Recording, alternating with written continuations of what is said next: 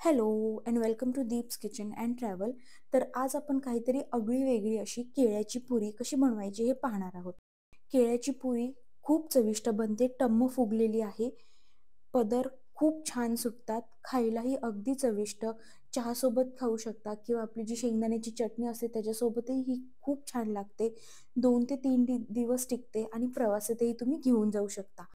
चला तर मग वेळ वाया न घालवता बघूयात ही टम्म फुगलेली केळ्याची पुरी कशी बनवायची.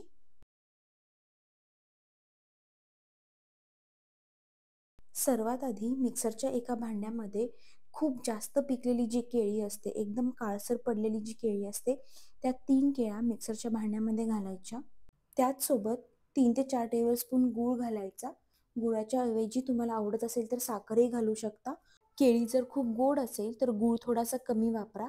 त्याचसोबत बडीशेप आणि वेलदोडे घालायचे आहेत. बडीशेपच्या ऐवजी तुम्ही इथे जिरंही घालू शकता आणि हे सगळं आपल्याला छान बारीक वाटून घ्यायचं आहे. आता एका भांड्यामध्ये 2 कप गव्हाचं पीठ घ्यायचं आहे.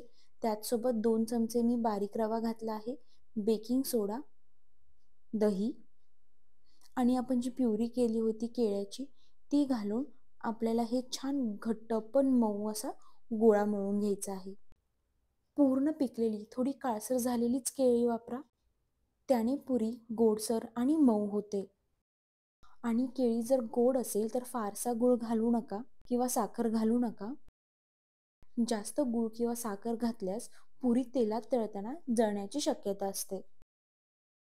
प्युरी सगळी वापरून झाली आणि गरज लागली तर थोडंसं पाणी घालून किंवा दूध घालून छान घट्ट पण मऊ गोळा मळून घ्यायचा आहे. सर्वात शेवटी 2 चमचे तूप घालून कणिक आपली छान मऊ करून घ्यायची आहे. शक्यतो तूपच वापरा, तुपामुळे छान चव आणि सुवास येतो. कणिक आपली व्यवस्थित मळून झाली आहे. आता हिला कमीत कमी 3 ते 4 तास फर्मेंट करायला ठेवायचं आहे. 3 ते 4 तास झाले आहेत. कणिक आपली छान भिजली आहे आणि 3 ते 4 तास हलकंसं फर्मेंट होण्यासाठी पुरेसं आहे.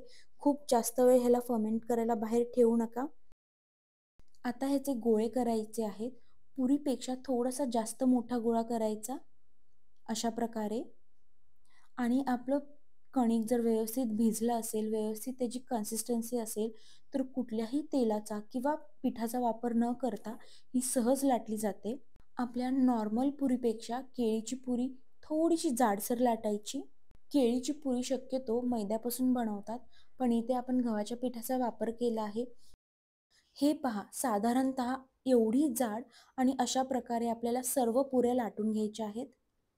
मी इथे सर्व पुऱ्या लाटून घेतल्या आहेत, तुम्ही पाहू शकता.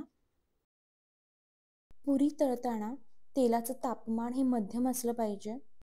मध्यम तापमानावरती सर्व पुऱ्या तळून घ्यायच्या आहेत. फार गरम तेलात पुरी पटकन जळते. आच मध्यम ठेवायची, त्यामुळे पुरी व्यवस्थित फुलते आणि कुरकुरीतही होते. पुऱ्या जाडसर आहेत त्यामुळे तळायला थोडा वेळ घेतील, पण तुम्ही पाहू शकता किती मस्त टम्म फुगली आहे पुरी. रंगही किती सुरेख आला आहे. दोन्ही बाजूंनी छान रंग येईपर्यंत तळून घ्यायच्या.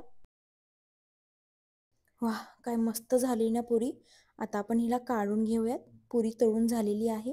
अशाच प्रकारे सर्व पोळ्या तळून घ्यायच्या. पाहिलंत ना किती सोप्या पद्धतीने ही केळ्याची पुरी तयार झाली. तुम्ही कधी खाल्ली आहे का केळ्याची पुरी? जर खाल्ली असेल तर मला कमेंट बॉक्समध्ये सांगायला विसरू नका. जर तुम्हाला ही रेसिपी आवडली असेल तर लाईक करा, शेअर करा आणि चॅनलला सबस्क्राईब करायला विसरू नका. अशाच नवनवीन रेसिपींसाठी पुन्हा भेटूया. तोपर्यंत खा, बनवा आणि आनंद घ्या. बाय.